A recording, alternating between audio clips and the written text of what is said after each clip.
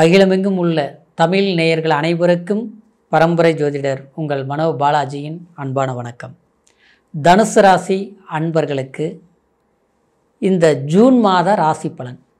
இந்த ஜூன் மாதத்தில் நவ கிரகங்களுடைய ஆளுமை தன்மையால் உங்களுடைய ராசிக்கு எப்பேற்பட்ட பலன்கள் நம்மளுடைய ராசிக்கு இந்த நவ கிரகங்கள் கொடுக்க போகுது அப்படிங்கிறத பற்றி தாங்க இந்த பதிவில் இப்போ நம்ம பார்க்க போகிறோம்.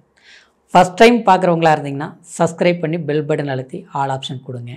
தனுசு ராசி அன்பர்கள் அப்படின்னா தனுசுக்கு குரு ஒருத்தருடைய வாழ்க்கையில் சாதிக்கணும் ஜெயிக்கணும் அப்படின்னா குருவோடைய அருள் வேணும் சொல்லுவாங்க. அந்த குருவே உங்களுடைய ராசிக்கு அதிபதியாக இருக்கிறதுனால உங்களுடைய தயவு இல்லாமல் மற்றவங்க கண்டிப்பாக பெரிய அளவில் சாதிக்க முடியாது. ஆனால் அடுத்தவங்களுடைய வளர்ச்சிக்கு நீங்கள் சிறு உதவியாவது நீங்கள் செஞ்சுருப்பீங்க. ஏன்னா நாம் மட்டும் நல்லா இருந்தால் போதும், நாம் வாழ்க்கையில் நல்லா இருக்கணும் அப்படின்னு நினச்சி வாழ்க்கையை நடத்தக்கூடியவங்க கிடையாது தனுசு ராசிக்காரர். மற்றவங்களுக்கு உதவி செய்து நாம்ளும் நல்லா இருக்கணும், அடுத்தவங்களுக்கு வழிகாட்டி நாம் வழி நடத்தக்கூடியவங்களாக இருக்கணும் அப்படின்னு நினச்சி வாழ தெரிஞ்சவங்க தான், வாழக்கூடியவங்க தான், நல்ல மனசுக்காரர் தான் தனுசு ராசிக்காரர். ஆனால் ஊருக்கு உபதேசம் பண்ணாலும் தனக்கு கஷ்டம் மட்டும்தான் மிச்சம்னு நினைக்கக்கூடிய வருத்தப்படக்கூடியவங்களும் தனுசு ராசியாக இருந்தாலும், ஆனால் வருத்தங்கிறது இது கடவுள் எது நமக்கு கொடுக்குதோ அதுதான் அப்படின்னு நினச்சி ஆறுதல் படுத்துறதும் தனுசு ராசிக்காரர் தான்.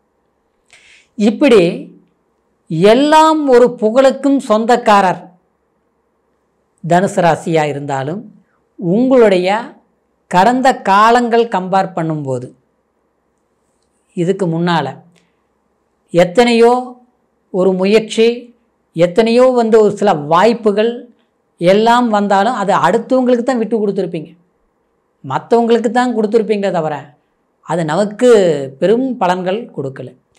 ஆனால் இந்த ஜூன் மாதத்தில் நமக்குன்னு சில வாய்ப்புகள் சரியாக அமையுமா, நாம் சில விஷயங்களை பயன்படுத்திக்க முடியுமா அப்படின்னு பார்த்தோம்னா, உங்களுடைய இந்த காலகட்டத்தில் குரு பகவான் உங்களுடைய ராசிநாதன் 7ஆம் இடத்தில் இருக்கிறார். இதே ஒரு அற்புதம். இந்த சமயத்தில் நீங்கள் ஒரு செயல்பாட்டை, ஒரு வேலையாக இருந்தாலும் சரி, ஒரு முக்கியமான ஒரு குடுக்கல் வாங்கல் சம்மந்தப்பட்ட விஷயமா இருந்தாலும் சரி, புதிய தொழில் தொடங்குறதா இருந்தாலும் சரி, வெளிநாடு சம்மந்தப்பட்ட வேலை வாய்ப்புகளை உருவாக்குறதா இருந்தாலும் சரி, இல்லை அரசாங்கத்துறைக்கு ஒரு பரீட்சை எழுதுறது, இல்லை அரசாங்க தொழில் வேலையில் இருக்கக்கூடியவங்க ஒரு டிரான்ஸ்ஃபர் எதிர்பார்க்குறது, ஒரு பதவி உயர்வுகள் எதிர்பார்க்குறது, இந்த மாதிரி விஷயங்கள் கண்டிப்பாக உங்களுக்கு சாதகமாக அமையும். அந்த மாதிரி விஷயங்கள் நீங்கள் முயற்சி எடுத்தாலும் அது நடக்கும். இன்னொன்று சொல்ல போனோம்னா, திருமணம் ஆகாதவங்களுக்கு திருமண ஏற்பாடுகளை செய்கிறதுக்கு உண்டான முயற்சிகள் எடுங்க, கச்சிதமாக நல்ல இடம் அமையும். ஏற்கனவே எல்லாம் பார்த்தங்க, பொண்ணு அமைஞ்சு வந்தது கடைசியில் பார்த்தா போயிடுச்சு.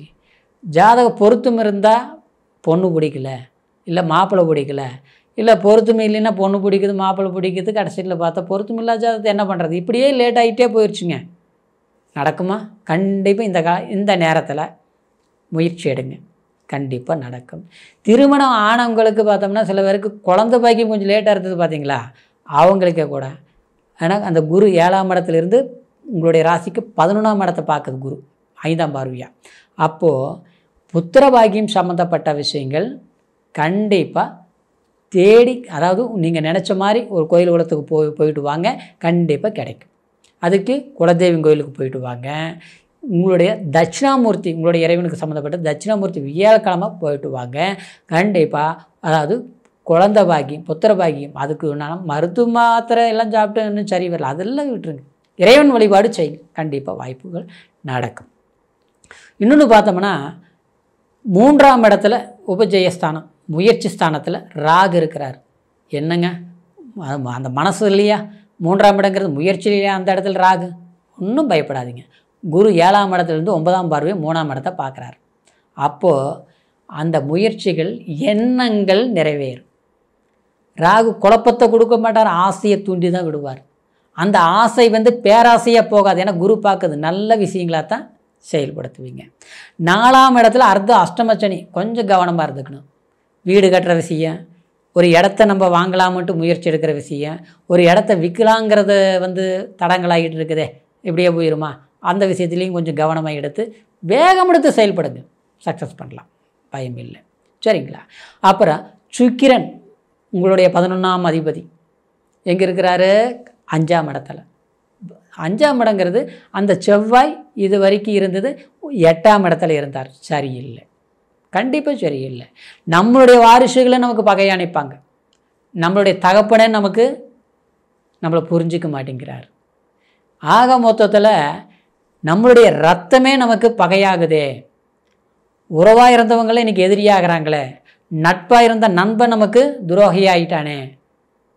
அவனுக்காக நம்ம விட்டு கொடுத்து தானே போனோம்.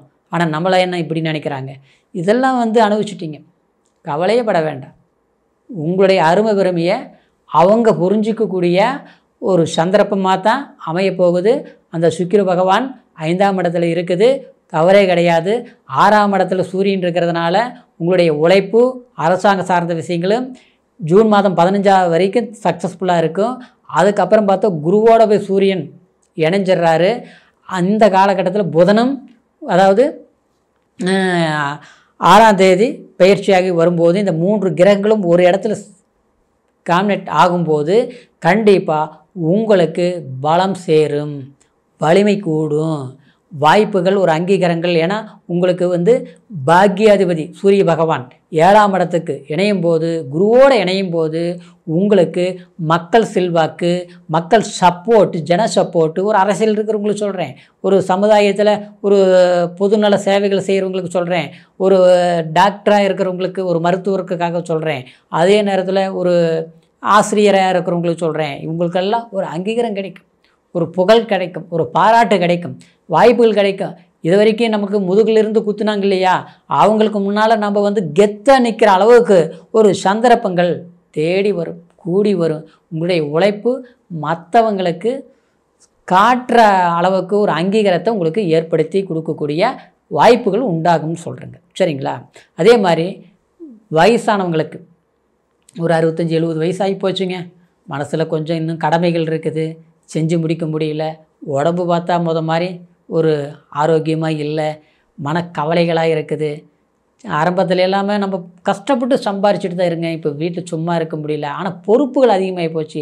வயதான பிறகு பார்த்தோன்னே எனக்கு பொறுப்புகளும் தேவைகளும் அதிகமாகிருச்சுங்க, பண்ண முடியுமா, இன்னும் லேட் ஆகிட்டு இருக்குதே அப்படின்னு வருத்தப்படுறீங்களா? கண்டிப்பாக வருத்தப்படாதீங்க. பக்க பலமாக கிரகங்கள் சாதகமாக இருக்குது, பயமே விட்டுருங்க. சரிங்களா?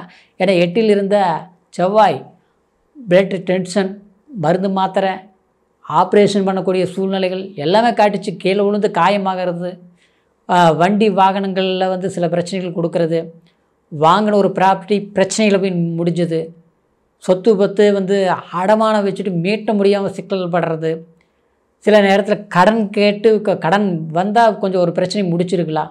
10 ரூபா கடன் வாங்கினா 20 ரூபா வருமானத்தை நான் சம்பாரிச்சிருப்ப, வாய்ப்புகள் அமையலை. இதெல்லாம் உங்களுக்கு சரியாகும், கவலையே பட வேண்டாங்க. சாதகமான வாய்ப்புகள் ஏற்பட போகுது. சரிங்களா? அதனால் ஜூன் மாதத்தில் இந்த மாதிரி புதிய முயற்சிகள் எல்லாம் உங்களுக்கு சக்ஸஸ் ஆகக்கூடிய மாதமாக இருக்கிறதுனால பயமே இல்லைங்க. வெற்றி வாய்ப்பான மாதமாக தான் இந்த ஜூன் மாதம் உங்களுக்கு இருக்க போகுதுங்க. சரிங்களா? இப்போ சொன்னது கோச்சார பலன். கோச்சாரம்னா சந்திரனை மையமாக வச்சு சொல்கிறது. சந்திரனுங்கிறது மதி, நம்மளுடைய ஆசைகள், நம்மளுடைய செயல்பாடுகள். லக்னங்கிறது விதி. அந்த லக்னத்தை வச்சு தான் இன்னும் முழுமையான பலன்களை நம்ம நிர்ணயம் பண்ண முடியும். ஏன்னா லக்னத்தை வச்சு தான் எத்தனாவது பாவகாதிபதி திசை நடக்குது, அந்த திசை எந்த திசை, அது சாதகாதிபதியா பாதகாதிபதியா, என்ன புத்தி நடக்குது, என்ன அந்தரம் நடக்குது, என்ன சூட்சம், அதெல்லாம் ஜாதகத்தில் தான் தெரியும். அதனால் இது கோச்சாரங்கிறதுனால பிறப்பு ஜனன ஜாதகத்தையும் ஒரு முறை பார்த்துக்குங்க. உங்களுடைய ஜாதகத்தை நம்மக்கிட்ட பார்க்கணும்னு நீங்கள் விரும்புனீங்கன்னா கீழே இருக்கிற நம்பருக்கு ஃபோன் பண்ணுங்கள். சரிங்களா? ஏதாவது சந்தேகம் இருந்தாலும் கேட்டு தெரிஞ்சுக்கோங்க. என்ன யோகங்கள் இருக்குது, எந்த மாதிரி பலன்கள் நடந்துகிட்ருக்குது அப்படிங்கிறது ஜாதகம் தான் பார்க்கணுங்க. சரிங்களா? மீண்டும் ஒரு நல்ல பதிவில் உங்களுக்கு அடுத்த பதிவில் சந்திக்கிற வரைக்கும் நன்றி, வணக்கம்.